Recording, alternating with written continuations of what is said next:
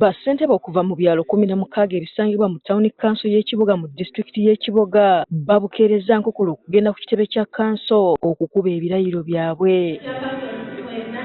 Bano abazze banekaanekanya ate kibabuuseeko okutuuka mu kisenge kya kanso eno bwe babadde balina okukubira ebirayiro byabwe ng'ate mulimu lukiiko olulala ekintu ekibatabudde.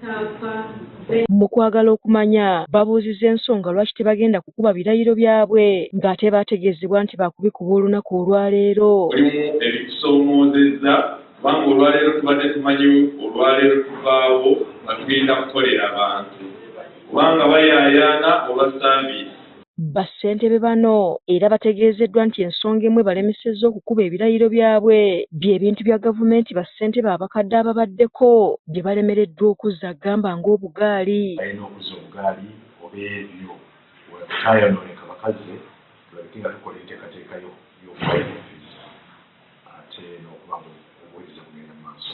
Bano bategeezezza ng'obugaali obubabangibwa bwe bwayonoonekedda nti abakulu bwe baba baagala bipapajjo bajja kubibaleetera. Obugaali tuyinamu omusipeeya tuyina ebipapaka tugenda tukwata tubikomyewo naye nga oba obutuddizza tuyamba obutukolere saaviisi tumugaanira naye nga ababaka ba paalamenti babawa entambula motoka kabalongezza motoka miliyoni 3 okufuna ntambula ng'ate tuli babawa miliyoni 210 za ntambula ziri zaazikake baatissa.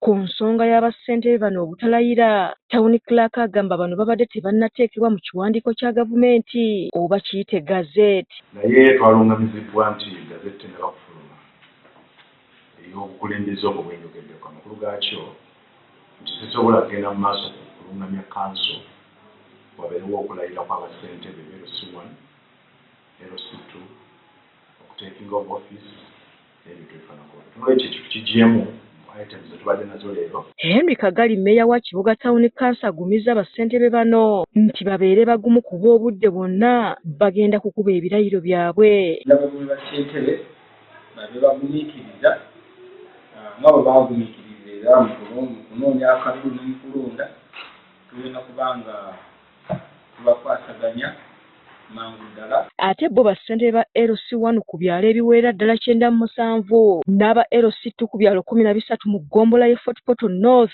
bakubye ebirayiro byabwe mu butongole nga bassentebe abajja. Bakira buli amala okukuba ebirayiro bye ng'akwasibwa sitampu y'ekyalo kye. Wano abakulembeze ba Fort Portal we basinzidde okulabula bassentebe bano obutakozesa bubi sitampu ezibaweereddwa naddala okumala gazikuba ku ttaka eririko enkaayana. Ningera ebintu by'obusuma obwokuba omanyi omuntu n'alala mu area yawo tende nankoko hati yakuleetera ente ngunti ya sitampu ngenda kutunda ente habaki atamukaguza ko tende nankoko ente wagihanka Ango bw'olaba otakwiza for business engambo busajja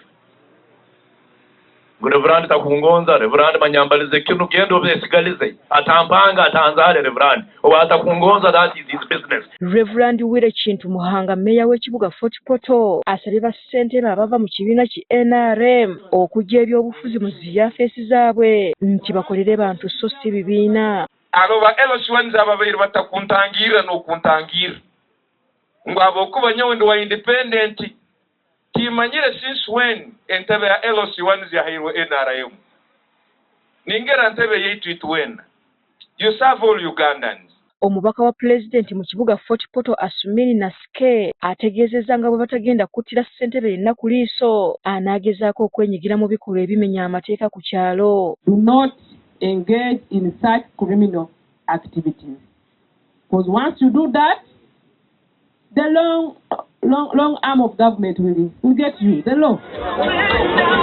Okay.